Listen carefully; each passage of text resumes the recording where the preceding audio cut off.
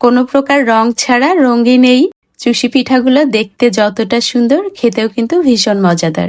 রং ছাড়া কিভাবে এই চুষি পিঠাগুলো তৈরি করেছি চলুন আজকের পর্বে তাই দেখিয়ে দিচ্ছি। আশা করছি রেসিপিটি ভালো লাগবে।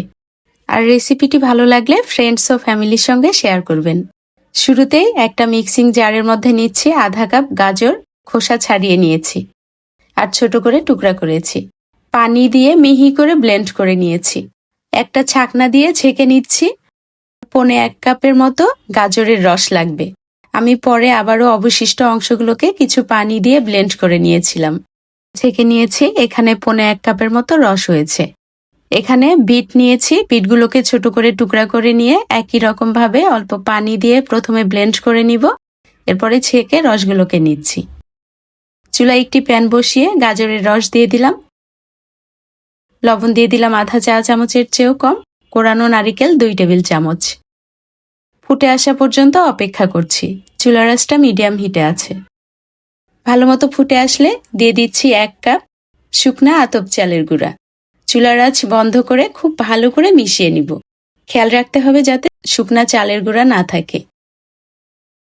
ঢেকে রেখে দিচ্ছি 5 মিনিটের জন্য। একই রকম ভাবে বিটের রস দিয়েও ডো তৈরি করে নিব।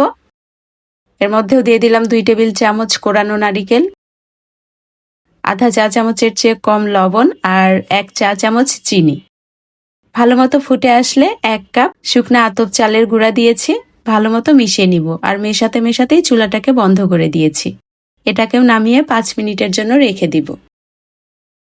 হালকা গরম থাকা অবস্থাতেই ডোগুলোকে ম্যাশ করে নিতে হবে। খুব বেশি ঠান্ডা হয়ে গেলে কিন্তু ঠিকঠাক মতো ম্যাশ করা যায় না আর অতটা সফট হয় না।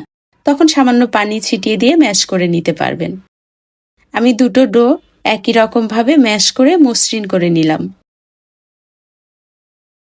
এবার অল্প করে ডো নিয়ে প্রথমে হাতের মধ্যে চেপে নিলাম, এরপরে পিঁড়িতে নিয়ে খুব ভালো করে ডোলে মসৃণ করে নিতে হবে। এই লেচিটাকে আরো ছোট ছোট ভাগে ভাগ করে নিলাম। এবার হাত দিয়ে এরকম করে ঘুরিয়ে ঘুরিয়ে চিকন দড়ির মতো করব। পিঁড়িতে চালের গুঁড়া ছিটিয়ে নিলে এই কাজগুলো করতে অনেক সহজ হয়। বিটের ডোটা দিয়েও একই রকম ভাবে দড়ির মতো করে নিচ্ছি। আপনারা চাইলে এরকম দড়ির মতো না করে লেচিগুলো থেকে ছোট ছোট করে কেটে নিয়েও করতে পারবেন। আপনি আপনার সুবিধা মতো করে নেবেন। সামান্য চালের গুঁড়া ছিটিয়ে দিয়ে এভাবে চুষি পিঠাগুলোকে তৈরি করে নিচ্ছি। প্রথমে একটু করে লেচি নিয়ে হাতের গোড়াটা দিয়ে পিছনের দিকে টেনে তারপরে সামনের দিকে ডলে দিতে হবে। এই তো সবগুলো চুষি পিঠা আমি তৈরি করে নিয়েছি আর রঙিন এই পিঠাগুলো দেখতে কিন্তু বেশ সুন্দর লাগছে। চুলায় একটি প্যানে 1 লিটার দুধ বসিয়ে দিয়েছি। এবার এর মধ্যে আধা কাপের চেয়ে একটু বেশি খেজুর গুড় দিয়ে দিলাম।